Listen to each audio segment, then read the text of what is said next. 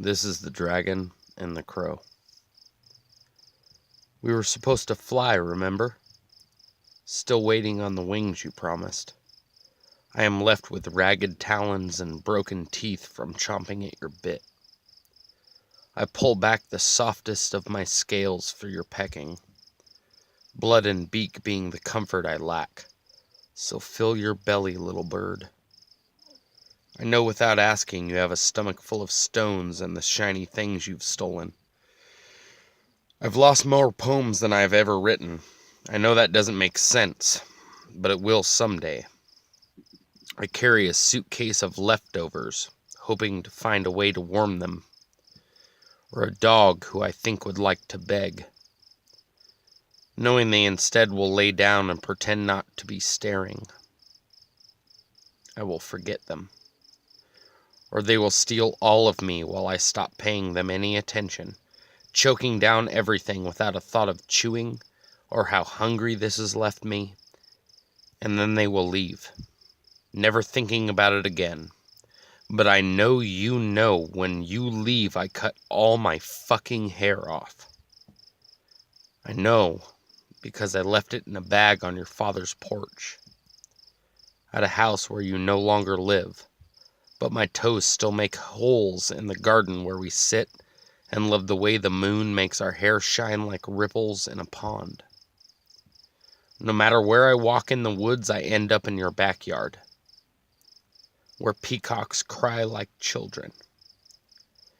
You see, I am like bees. My sound scares you, but you need me for honey. Besides, if I ever hurt you, I would die.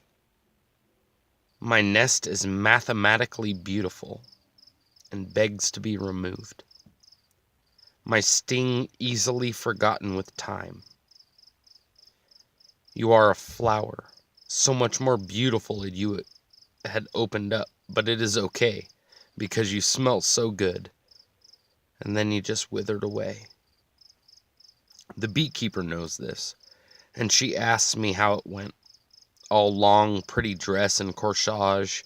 She is why I'm here and never realized in my fervor to pollinate that flower.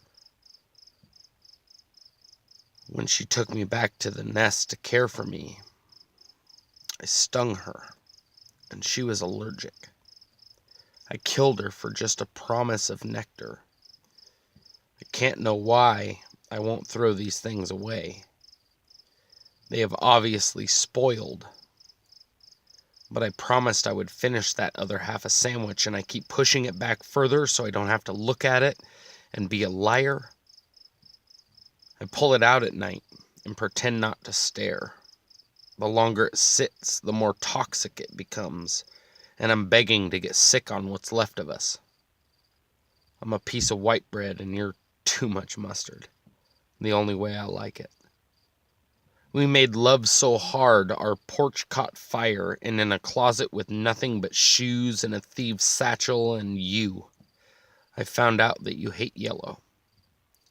We almost died, and in the aftermath of wild game and wild exchange of flesh on dark roadsides, we exploded just in time with the radiator of a shattered Volkswagen dream you once had. And we laughed, daring death to try and silence us, like gardens, or moonlight rain making puddles of our picnic baskets. I burned our huge bed to heat the soup, but I kept the blankets to try and fill the twin I replaced it with. They call them comforters, but all I get from them is sweat and 2 trips through the dryer. I sleep in chairs now. The mattress has become an overly extravagant footstool, leaving the unmade bed for my dog to beg from the corner of their eye.